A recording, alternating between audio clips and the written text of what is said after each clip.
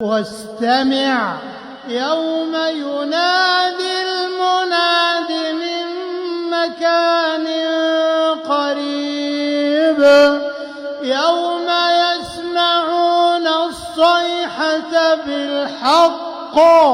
ذلك يوم الخروج إنا نحن نحيي ونميت وإلينا المصير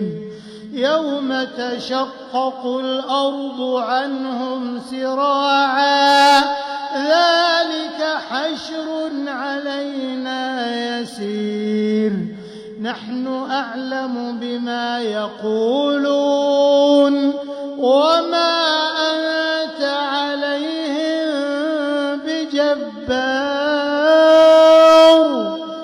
فذكر بالقرآن من